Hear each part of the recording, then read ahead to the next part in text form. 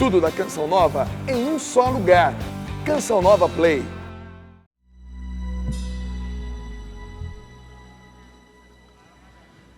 É uma alegria muito grande, meus amigos da Canção Nova, nossos queridos irmãos nos acompanham aqui no Rincão e que nos acompanham pela televisão em todo este Brasil, Portugal e onde quer que estejam nos seguindo.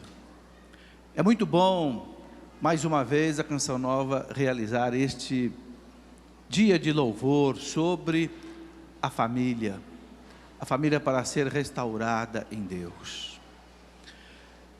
Entre todas as preocupações da igreja hoje, vocês sabem que talvez a maior delas seja a família. A igreja tem muitas preocupações, a falta de sacerdotes, não é? Tantas coisas, mas uma das preocupações assim que diariamente, a gente vê nos pronunciamentos do Papa, dos cardeais, dos bispos, é a preocupação com a família. Por que isto, gente? É preciso que cada um de nós compreenda bem por que isto. Porque a família é sagrada. Esta é a razão. E ela é a base da vida na terra, da vida humana na terra. É preciso a gente compreender isso. Quando Deus, desde toda a eternidade, Ele quis nos criar, Ele decidiu criar uma criatura humana, à sua imagem e semelhança, na sua infinita sabedoria e bondade, no seu amor infinito, Ele decidiu criar cada um de nós, não sozinho. Não é bom que o homem esteja só, não, Ele decidiu nos criar em família. Então isto mostra que o arquétipo da humanidade, a coluna vertebral, a estrutura da humanidade, segundo o coração de Deus, é a família. E é por isso que ninguém consegue destruir a família. A família hoje, é verdade, ela está pisada, ela está pisoteada. O Papa João Paulo II chega a dizer que há uma conspiração contra a família. O Papa usa essa expressão. Hoje há uma ameaça contra a família. Hoje há uma conspiração contra a família. Mas assim mesmo, ninguém consegue destruir a família. Porque a família tem um germe divino. Ela saiu do coração de Deus. Ela não foi criada por um papa. Ela não foi instituída por um bispo. Ela não foi inventada por um teólogo ou por um sociólogo. Não. Foi Deus que fez a família. A primeira página da Sagrada Escritura diz que Deus fez o homem. Viu que o homem só não era feliz. Deus fez a mulher da mesma natureza, em igual dignidade, mas diferente. Diferente. Não queiramos nós, pelo amor de Deus, fazer o homem igual à mulher ou a mulher igual ao homem. Nós vamos estragar a obra de Deus. Porque Deus fez o homem e a mulher radicalmente diferente. É só você tirar a roupa de um homem e tirar uma roupa da mulher, você vê fisicamente todas as diferenças.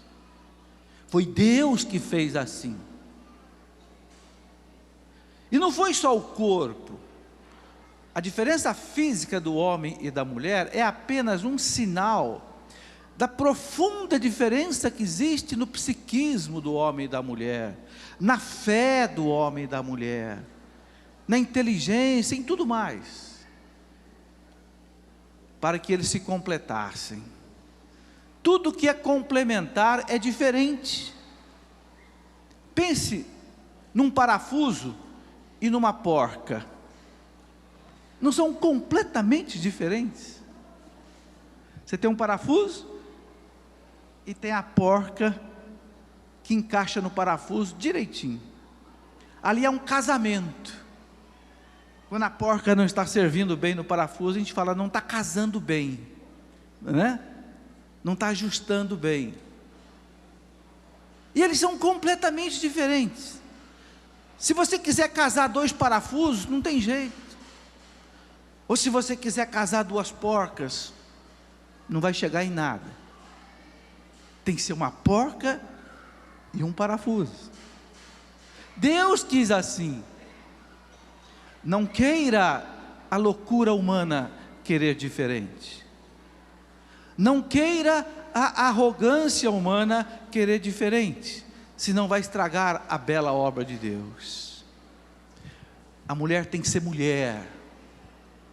Quanto mais feminina ela for, quanto mais mulher ela for, mais ela vai agradar a Deus, mais ela vai agradar o seu esposo, mais ela vai ser útil à sua família. E o homem tem que ser homem. Não tem que ser macho, tem que ser homem.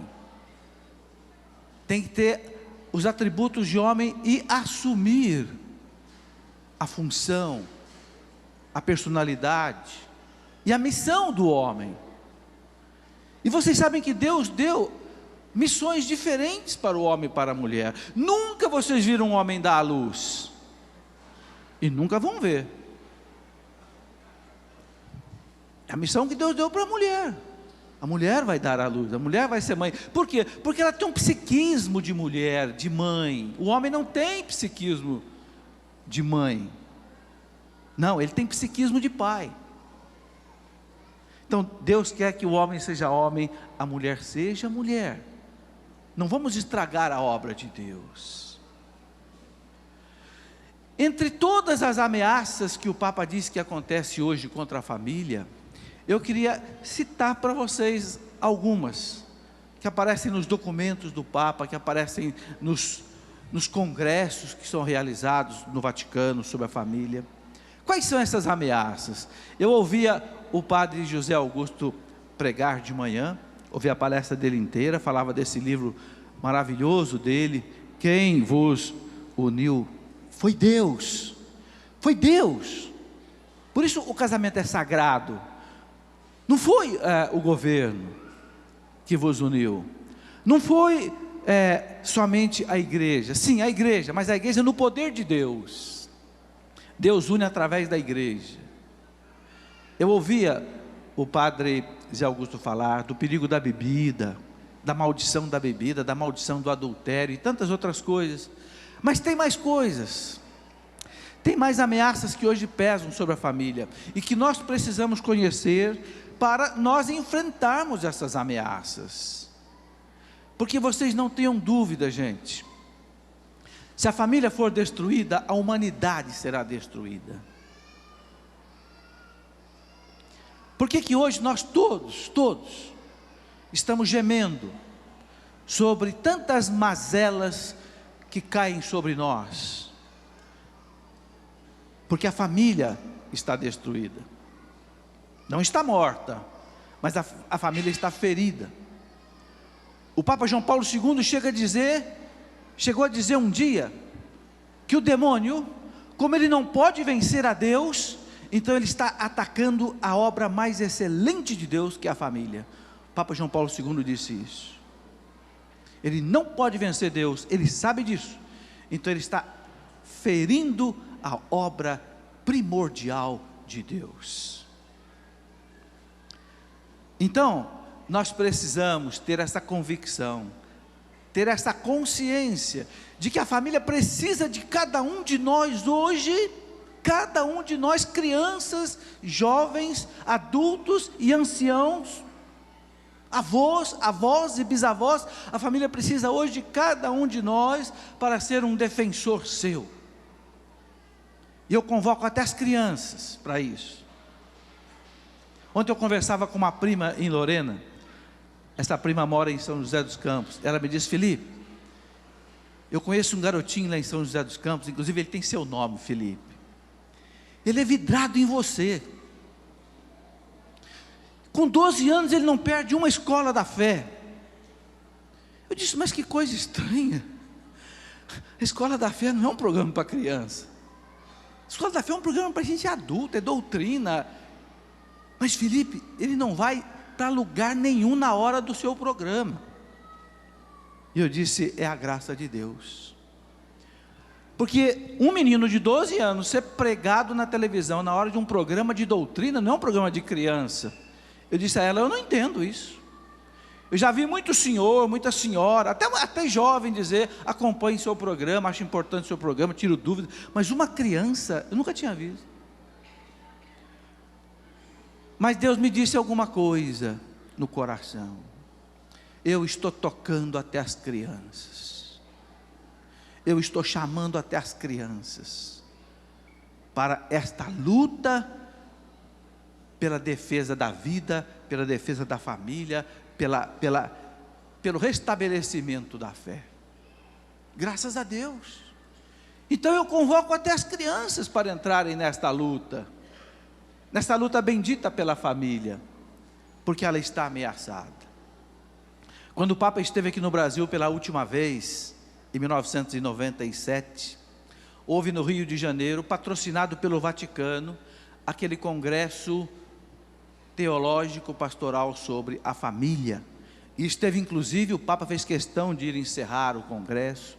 Esteve lá presente uma doutora americana que chefiou a delegação do Vaticano naquele congresso da mulher que houve na China em 1996.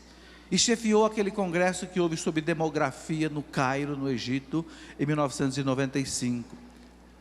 A doutora Mary Susan, da Universidade de Harvard, nos Estados Unidos, que é uma pessoa de confiança do Papa, e que chefiou a delegação do Vaticano na Conferência da Mulher na China. Ela voltou horrorizada.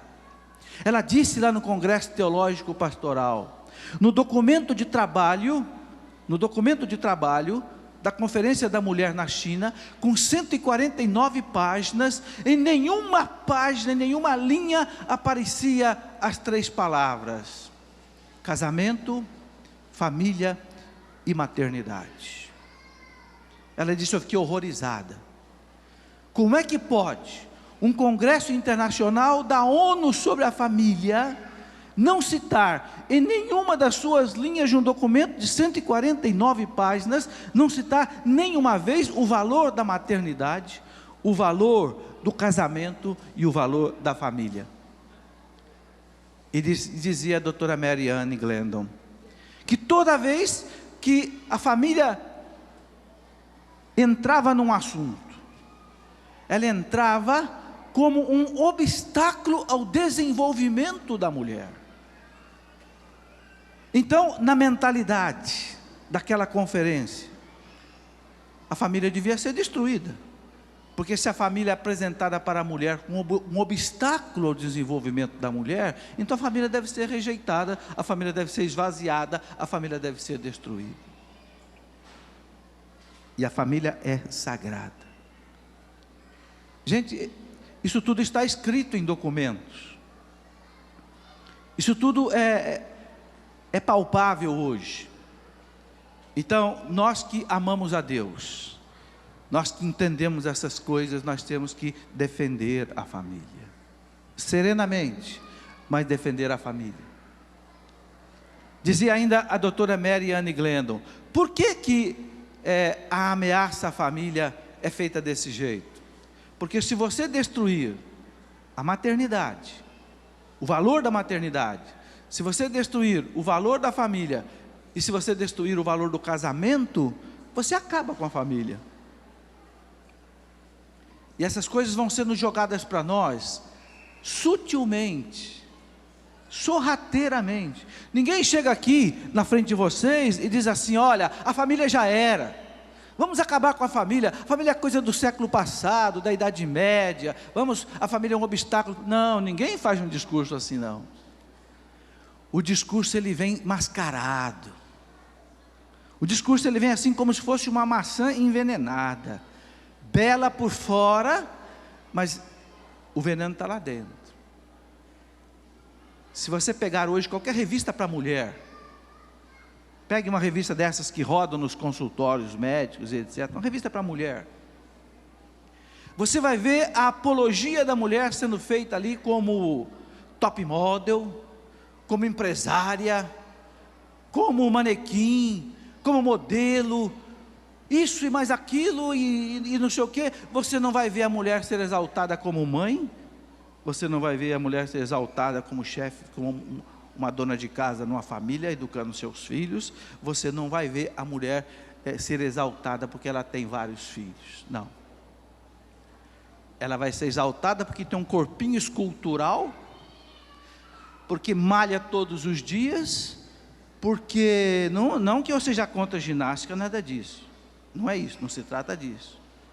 Ela é exaltada porque é uma empresária grande, ela é exaltada porque desafiou fulano, e largou de fulano e casou com cicrano. Então o veneno vai sendo jogado assim, sutilmente, sorrateiramente, e os nossos filhos vão bebendo esse veneno.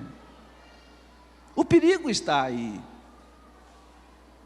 Os nossos jovens vão bebendo esse veneno, e amanhã a cabeça dos nossos jovens está igual a cabeça dessas revistas, desses programas de televisão, porque eles vão bebendo isso sem a gente perceber.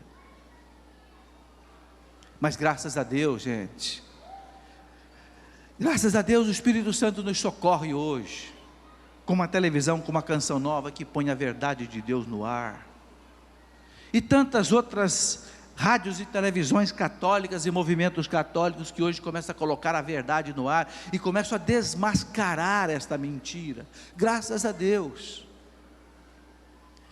Então hoje nós precisamos, desde as crianças até os anciãos, nós formarmos assim uma corrente em defesa da família, e hoje nós temos meios para isso. Talvez muitos de vocês jovens que me veem, que me ouvem, talvez você possa dizer assim: a minha família já está destruída, meu pai já separou da minha mãe, eu não tenho mais o que fazer. Não, eu convoco você agora, jovem, criança, para você lutar pelo restabelecimento da sua família. É dever dos pais educar os filhos, mas muitos pais estão separados, e muitos filhos estão abandonados. Mas eu estou vendo muito filho desse abandonado vir para perto de Deus, por causa da igreja. Talvez você tenha perdido a sua mãe de verdade, o seu pai de verdade, talvez o casamento tenha acabado entre eles, mas você ainda tem uma mãe que se chama igreja, e esta mãe está chamando você para o colo dela, através da canção nova, através de tantos movimentos da igreja. Nós estamos vendo jovens voltando, e esses jovens que recuperam a fé, esses jovens que encontram a verdade de Deus, estes jovens precisam agora ser as mãos de Deus no meio da sua família, do casamento dos seus pais. Comece a rezar, pelo seu pai e pela sua mãe, se eles já estão separados. Converse com um, converse com o outro, chame os dois para rezar com você. Se os seus pais não ensinaram você a rezar, ensine os seus pais a rezar. Eu estou dizendo que eu estou convocando até as crianças para restabelecer a família. É desse jeito, gente. Papai, vamos rezar um terço comigo? Mesmo que a mamãe já não more mais com o senhor, papai, vamos rezar um terço comigo? Para que a nossa família um dia se restabeleça. Aí depois você vai lá e diz: mamãe, vamos rezar um terço comigo? Para que a nossa família um dia se restabeleça. Jovens, Nossa Senhora disse em Fátima que não há problema de ordem familiar, nacional ou internacional, que o terço não possa resolver. Acredite nisso. Eu penso que até a criança hoje pode trabalhar para Deus, para restabelecer a família de Deus. E quando você trouxer seu pai para Deus, sua mãe para Deus, tudo vai se fazer novo. São Paulo diz na segunda carta aos Coríntios, 2 Coríntios 5,17, 2 Coríntios 5, quem está em Cristo é uma nova criatura, passou tudo que era velho, tudo se fez novo. Quem sabe você possa fazer isso. Se você trouxer seu pai para Cristo, se você trouxer sua mãe para Cristo, tudo será novo, vai passar o que era velho. Quais são as ameaças contra a família hoje? Eu queria, sem querer me deter em cada um desses pontos, eu queria listar para vocês saberem. Muitos já sabem, mas é preciso que todos saibam e tenhamos consciência disso. O Papa começa a falar: o aborto, a eutanásia. Veja que coisa interessante. O aborto é no início da vida, a eutanásia é no final da vida, é apressar a morte da pessoa. Quando a família é ameaçada, a vida humana é ameaçada do ventre da mãe até o leito da morte.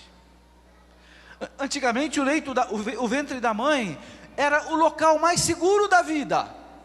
Hoje é zona de fogo livre. Mata-se a criança de 1000 maneiras diferentes no ventre da mãe. Por quê? O Papa diz: porque a família está destruindo-se. Ela é, o Papa diz, o escudo de proteção da vida. Ela é o santuário da vida. Santuário quer dizer lugar sagrado. Quando a família é bem constituída, ninguém pensa em abortar um filho nesta família. Ninguém pensa em adiar, em antecipar a morte do ancião. Não. Uma família de verdade, ela espera a criança com alegria. Não importa se é o segundo filho ou se é o 12º filho, a família de verdade espera uma criança nova como um sorriso novo do céu. Nós já fizemos, gente, estatuto da criança que já nasceu. Nós já fizemos o estatuto do adolescente. Nós já fizemos o estatuto do idoso. Já estão fazendo o estatuto dos macacos e das vacas e das árvores. Será que nós não vamos fazer o estatuto do feto? Para defender os direitos daquele que está vivo no ventre da mãe e que tem o direito de nascer. Está na hora de fazer o estatuto do feto.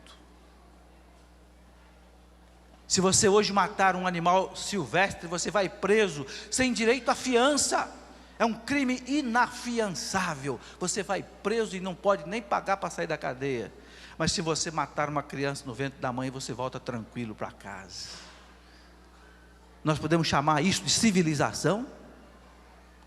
Nós podemos chamar isso de civilização? Não, gente, isso tem nome: barbárie. Isso não é civilização, isso é a barbárie. É uma civilização de bárbaros, não de homens e mulheres educados. Então o Papa diz: quando se ameaça a família, você ameaça a vida, do ventre da mãe até o leito da morte. Mas tem mais coisa que o Papa diz: a manipulação dos embriões. Nós vimos essa semana que os cientistas na Ásia conseguiram clonar o ser humano. Infelizmente, pela primeira vez, cientificamente conseguiram fazer o clone humano para fins terapêuticos, mas já conseguiram clonar o embrião humano. Dizem lá os cientistas que não é para fim de reprodução, mas é para fim de clonagem terapêutica. Não interessa, é crime do mesmo jeito, porque você está destruindo vidas humanas para salvar outras vidas humanas. Não tem cabimento. O Papa diz: não é moral, não é lícito você querer salvar vidas humanas sacrificando vidas humanas, porque na hora que você clonou o embrião, você tem um outro ser humano com uma outra alma. É uma pessoa que nunca mais vai acabar. Então você não pode destruir esse ser humano para fazer tecido de reprodução para recuperar qualquer tipo de doença, seja Alzheimer, seja diabetes, seja o que for. Não é justo diante da lei de Deus. Mas nessa semana, infelizmente, os cientistas conseguiram clonar o ser humano. Sabe Deus onde nós vamos parar? Por enquanto dizem, é o clone para fins terapêuticos, mas não tenham dúvida que alguém mais extravagante vai querer clonar o ser humano para a reprodução humana. Então o homem está brincando de Deus. Brincando em que sentido? Querendo ocupar o lugar de Deus. Aquilo que Adão e Eva quiseram fazer no paraíso. A serpente soprou-lhe nos ouvidos: vocês serão como Deus. Esse foi o grande pecado de Adão e Eva. Não se aceitaram como criaturas, quiseram ser o Criador. Quiseram ter o poder de Deus. Quiseram brincar de Deus. É o que o homem hoje faz novamente. A manipulação da vida. A inseminação artificial. Tudo isso o Papa diz, ameaça a família. Por quê? Porque como é que Deus estabeleceu a vida para ser gerada? No seio da família. Vocês sabem por que a igreja não aceita a inseminação artificial? Por quê? Porque diz a igreja para nós, Deus quis que o ser humano seja gerado pelos seus pais e mais ninguém. O ser humano tem o direito de ser gerado pelo seu pai e pela sua mãe num ato de amor, não num tubo de ensaio frio de um laboratório de química ou de bioquímica. Ninguém pode ser gerado por um bioquímico, por um químico. Não, você tem que ser gerado pelo seu pai, pela sua mãe, que recebeu de Deus o poder da paternidade. A igreja não quer que a vida seja objeto de manipulação na mão de ninguém. Por isso a igreja, inspirada, assistida, guiada pelo Espírito Santo, a igreja diz: não, o filho só pode ser gerado num ato sexual de amor do pai e da mãe, unidos por Deus no sacramento do matrimônio. Pronto. Eu pergunto, será que está faltando criança? Porque Deus fez assim? Esse nosso mundo, gente, é um mundo maluco. É um mundo que de um lado quer acabar com o nascimento da vida e quer que os casais não tenham mais filhos, e do outro lado esse mundo quer gerar filhos por meios artificiais. O que esse mundo quer? Esse mundo sem Deus não sabe o que quer. Não falta criança no mundo porque Deus fez o filho nascer pelo pai e pela mãe apenas, não. Então, muito preocupa hoje o Vaticano, a manipulação dos embriões, o congelamento de embriões. Quando eu falo embrião, gente, é um ser vivo, é uma criatura humana que já tem uma alma, porque vocês sabem, e precisam saber muito bem, que no momento em que um óvulo, um espermatozoide fecunda um óvulo, naquele instante Deus cria uma criatura nova, um ser humano novo, cria uma alma nova que nunca existiu, e nunca mais essa alma vai morrer, e essa alma precisa de ser desenvolvida nesse corpo, segundo a vontade de Deus. Então, a igreja não pode aceitar as formas de congelamento de embriões. O embrião congelado a menos 160 graus centígrados, num tubo de nitrogênio líquido. E muitas vezes, muitos daqueles embriões, depois que não são usados, ou para inseminação artificial, ou para pesquisas, ou para as outras coisas, muitas vezes esses embriões são jogados fora, no esgoto. São vidas humanas. Infelizmente os cientistas não acreditam nisso. Infelizmente a maioria dos cientistas, infelizmente a maioria não acredita que são vidas humanas. E por isso no mundo inteiro há uma campanha para aprovar a pesquisa em cima desses embriões para fins de terapia. Não, diz a igreja. Isso é contra a família. Porque foi na família que Deus estabeleceu a maneira natural e sagrada do filho ser gerado. A partir dessa loucura do clone humano, meus irmãos, tudo pode acontecer. O Vaticano ontem lembrava nos jornais o perigo que foi o nazismo, que queria fazer a tal raça ariana pura, e só não fez o clone naquela época porque não tinha condições. O Vaticano lembrou, nós estamos correndo o mesmo risco. Porque se você pode criar um ser humano onde você escolhe a cor dos olhos, escolhe a cor do cabelo, escolhe a altura, escolhe o peso, você pode fazer o que você quiser, com muito perigo. Outra praga contra a família, que o Papa nunca deixa de falar, o divórcio. O divórcio, a separação. Não preciso nem eu falar muito aqui, porque o próprio Padre Zé Augusto já falou. Outra praga que pesa sobre a família hoje, a chamada produção independente. O que é a produção independente? Muitos se acham no direito de gerar um filho, sem ser casados, sem ter um compromisso conjugal com ninguém. Então, eu quero um filho, então eu vou gerar um filho. Muitas vezes a moça fica grávida, independente de se casar, independente de ter um marido, de ter uma família, e gera o filho. Eu tenho um direito, eu quero ter um filho. Mas se esquece do direito da criança. O direito da criança de ter uma família. O direito da criança de ter um pai. Chamam de produção independente. É uma ameaça à família.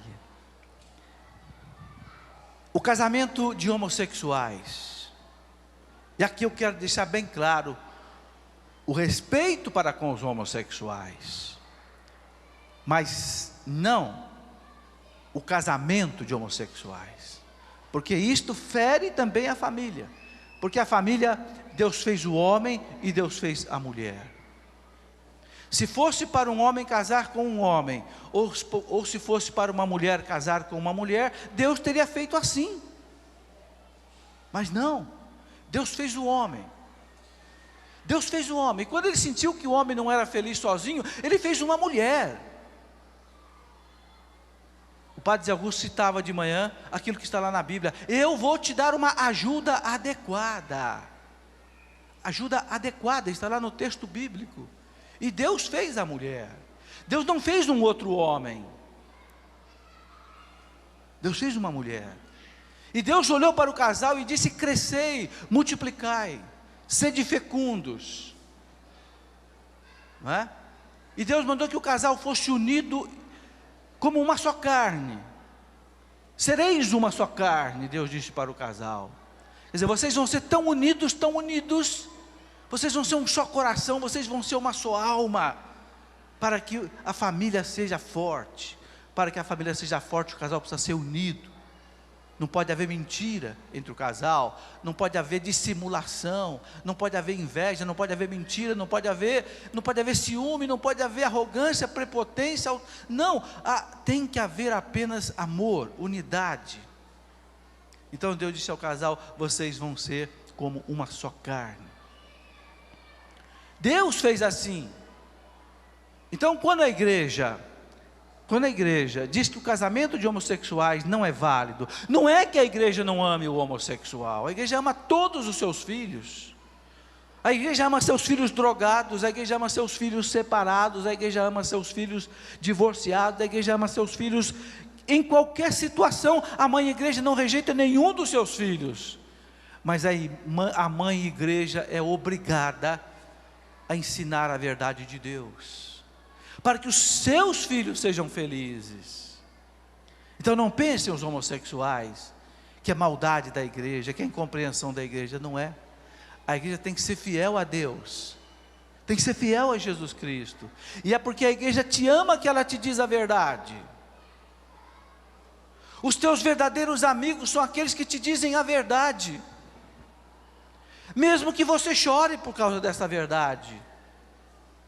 Mas o teu verdadeiro amigo é aquele que te diz a verdade, e não fica te enganando, não fica, como nós dizemos, tapando o sol com a peneira, não, mas ele te mostra a verdade. A igreja é mãe, e a igreja ensina isso. O Papa fala das uniões livres. O que são as uniões livres? São os casais que se juntam, sem o casamento na igreja, sem o casamento no civil, sem nada. E isso está se multiplicando muito, muito, muito, as chamadas uniões livres. Também é uma ameaça à família. porque você vai quebrando os laços que fortalecem a família. Ora, a família tem que ser forte em Deus. Deus quer que entre a mão fraca do homem e a mão fraca da mulher esteja a sua mão forte. Quando Deus une o casal pelo sacramento do matrimônio, Deus está colocando ali um suplemento de graça, para que esse casal tenha força, para vencer todas as tentações da carne, todas as dificuldades do casamento. Padre José Augusto mostrava aqui muito bem, quanta maldição leva para dentro de uma família a bebida, a droga, o adultério e outras mazelas. Mas por que que os homens praticam isso? Por que que as mulheres praticam isso? Porque não tem força. Quem é que não sabe que a bebida arrebenta com uma família? Quem é que não sabe que a droga destrói uma família? Quem é que não sabe que o adultério destrói uma família? Todos nós sabemos, porque todos nós estamos cansados de ver lágrimas, rios de lágrimas derramados por causa dessas coisas. Mas por que que essas coisas continuam? Por quê? Porque falta ao homem e à mulher a força de Deus, a graça de Deus, para diante da tentação da carne dizer não. Esta mulher me tenta, esta pinga me tenta, esta droga me chama, mas eu não vou, porque eu tenho a graça e a força de Deus. Eu vou dizer por hoje, não, eu não vou, e nunca eu vou. Então falta a graça de Deus. É por isso que Deus quer o casamento na igreja. É por isso que nosso Senhor Jesus Cristo transformou o casamento em sacramento, elevou a dignidade de sacramento. Você sabe o que é um sacramento? Um sacramento é uma graça que depende de Deus, não depende de nós. A diferença entre o sacramento e o sacramental é que o sacramento é a operação de Deus e só de Deus. É o chamado ex opere operato, é operado por Deus. Se Deus casou vocês dois, vocês estão casados, se este era o desejo de vocês. Se o padre consagrou no altar e ele é sacerdote legítimo da igreja, se ele consagrou, está consagrado Jesus Cristo, aquela hóstia é Jesus Cristo, porque é ação de Deus, não é ação do sacerdote apenas, é Cristo que age através do sacerdote, in persona Christi, é o ex opere operato, o sacramento é Deus que opera, não depende da santidade do ministro. Então quando o casal se casa diante de Deus, não importa a santidade dele, não importa a santidade dela, Deus uniu os dois no seu amor, e Deus vai dar a eles um suplemento de graça, de força para vencer todas as batalhas do casamento. E como tem batalha, gente, como tem batalha no casamento, quantas tentações. Padre Zé Augusto mostrava muito bem. Então o que nos falta para vencer isto? A graça de Deus, o sacramento do matrimônio. Mas o que os casais estão fazendo? Uniões livres. Não queremos saber de Deus, não queremos saber nem do contrato civil que a igreja obriga. A igreja obriga, porque a igreja sabe que o casamento no civil também fortalece o casamento. Então a igreja obriga o casamento no civil. Mas as uniões livres hoje estão jogando fora não só a graça de Deus, mas também o recurso humano, que é a lei que obriga um proteger o outro até quando há separação.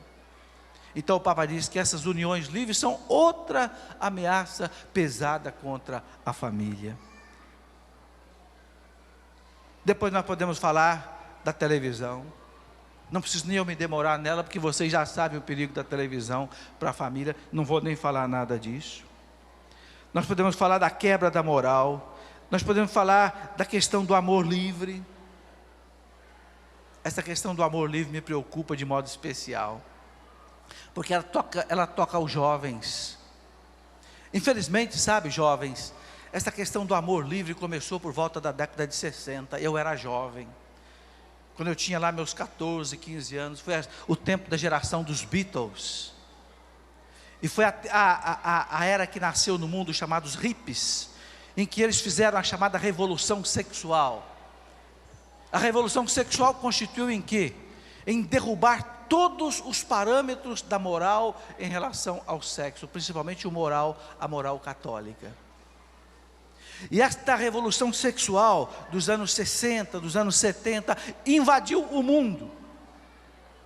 E principalmente com o advento da televisão, que se espalhou fortemente a partir da década de 70 e de 80, esta perniciosa revolução sexual tomou conta do mundo. E é por isso que o mundo hoje, ele é pansexual. Pan quer dizer tudo.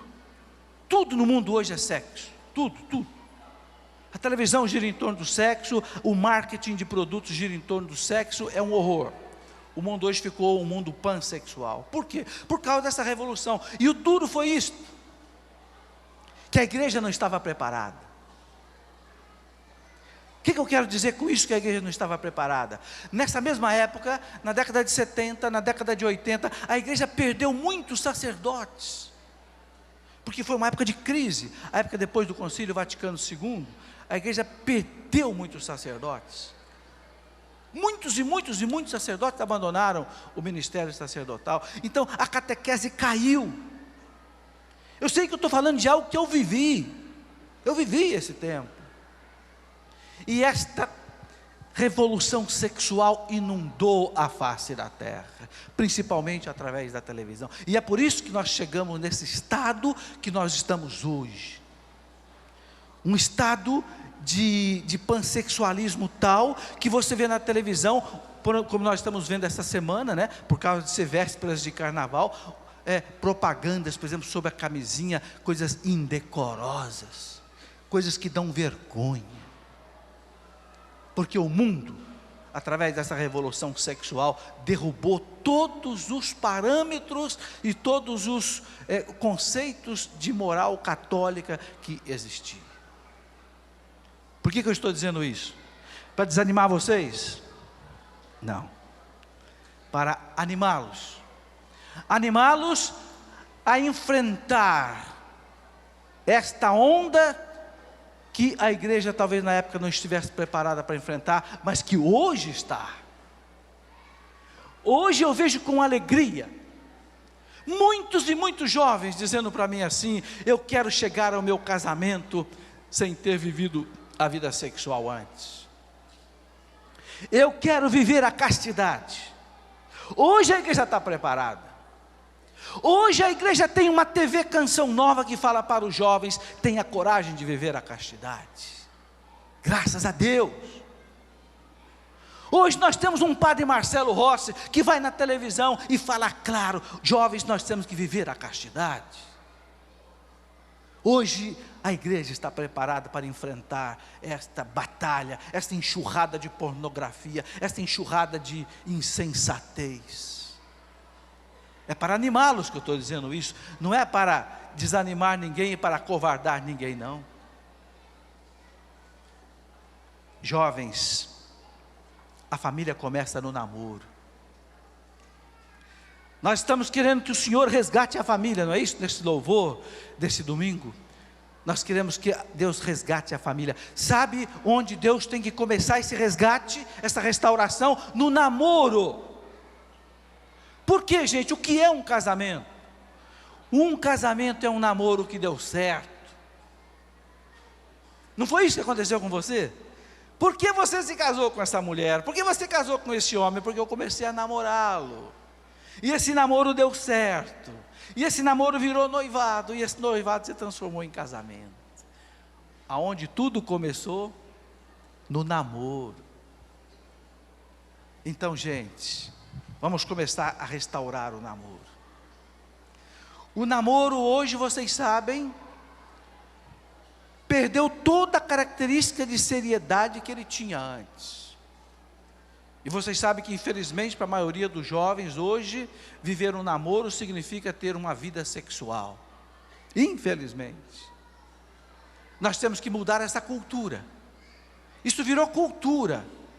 Quando eu falo cultura, eu estou falando de mentalidade. Isso virou mentalidade.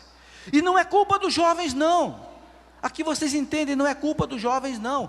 É culpa de quem? Se nós temos que apontar algum culpado, nós temos que apontar essa revolução sexual, nós temos que apontar os meios de comunicação, e nós temos que apontar os pais e educadores, que se deixaram levar por esta onda, e não tiveram a coragem, ou não tiveram talvez a consciência, de ensinar para os seus filhos, que o namoro não é para viver a vida sexual, porque uma criança não pode nascer no tempo de namoro, uma jovem não pode ficar grávida no tempo de namoro, não é a hora. Entenderam? Mas graças a Deus, hoje as coisas estão mudando. Há uns 5 anos atrás, eu fui convidado para pregar um retiro lá em Recife, no Colégio Damas, para os jovens líderes da renovação carismática no estado de Pernambuco. Então havia mais ou menos 1000 jovens num colégio, lá no Colégio Damas, no Recife, no final de semana. E o assunto do retiro foi esse, para jovens: namoro, sexo, casamento, etc. Quando eu acabei o encontro, um grupo de jovens disse para mim assim: professor, nós viemos aqui para fazer um pedido para o senhor. Eu digo: o que é? Outro retiro? Eles disseram: não, nós queríamos que o senhor escrevesse um livro sobre namoro. Que o senhor colocasse no papel isso que o senhor pregou para nós aqui, porque não tem. Eu digo: é fácil o pedido de vocês, porque já está tudo na minha cabeça, é só passar para o papel. Eu voltei para minha casa, em 30 dias eu escrevi o livro, e publiquei o livro. Mas quando eu publiquei o livro, eu disse para minha esposa: eu acho que esse livro não vai vender, porque aqui eu estou falando de namoro sério, aqui eu estou falando de namoro casto.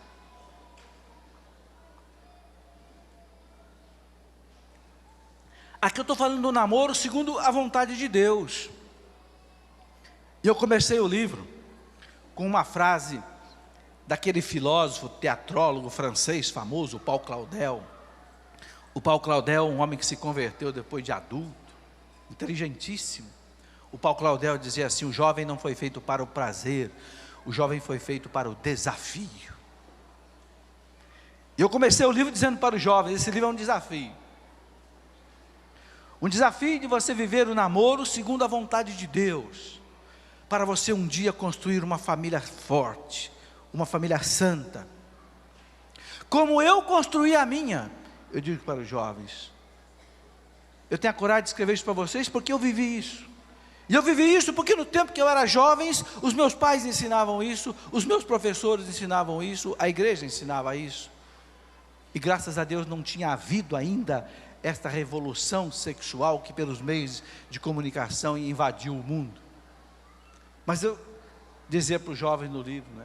Então eu disse à minha esposa: eu acho que esse livro não vai vender muito não, porque eu estou falando de namoro casto, da moça viver a virgindade até o casamento, porque esta é a vontade de Deus, este é o caminho da felicidade. Olha, mas que surpresa não foi para mim, gente, ver que de todos os livros que eu já escrevi, esse é o mais vendido de todos. Eu errei redondamente.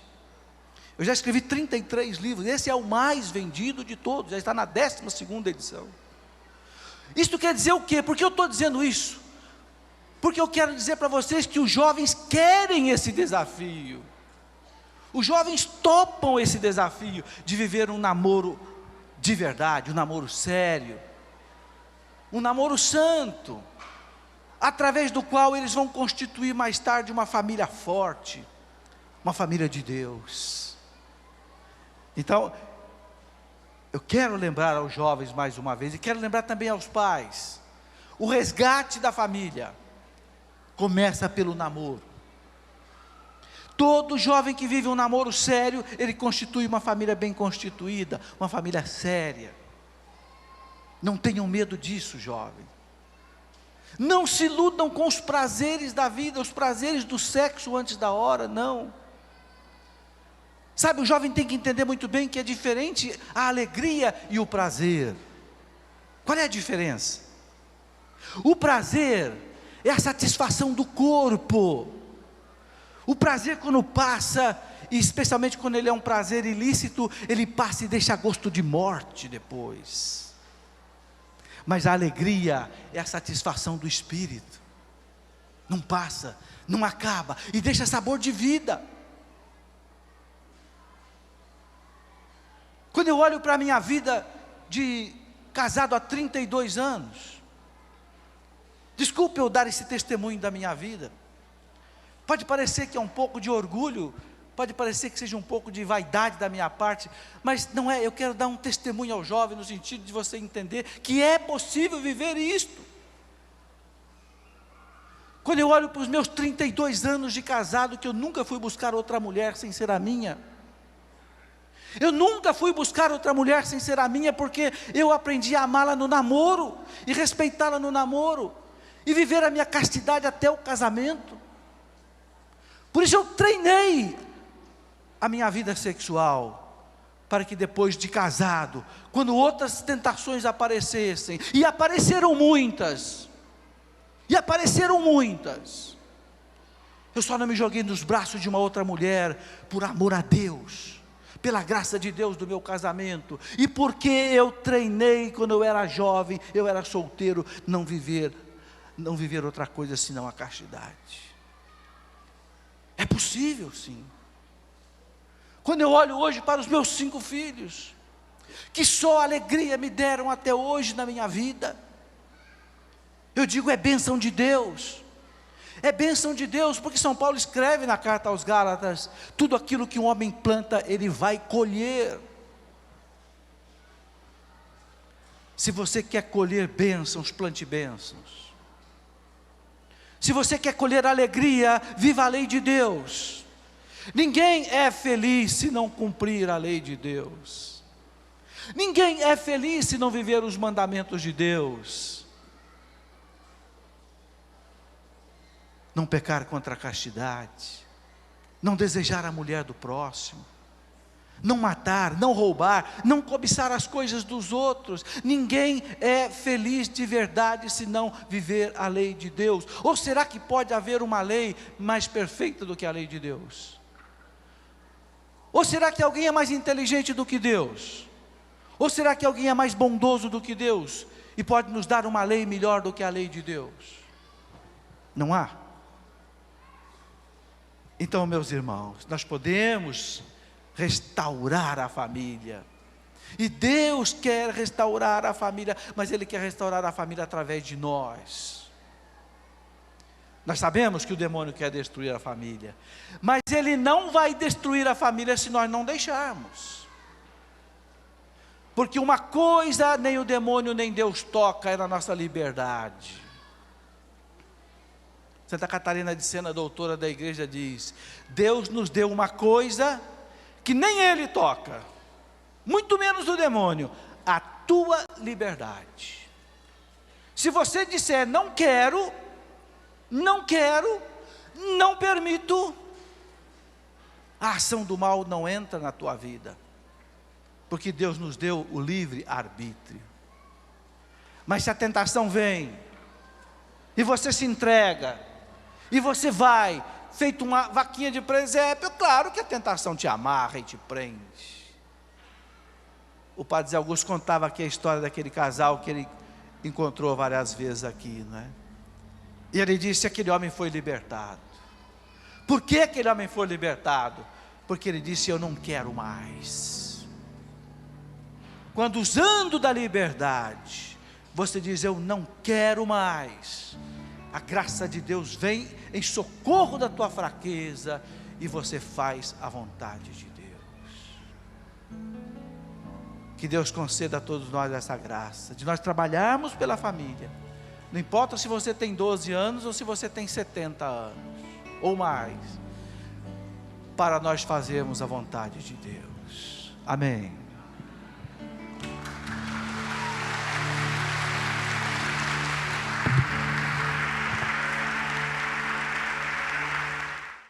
Tudo da Canção Nova em um só lugar.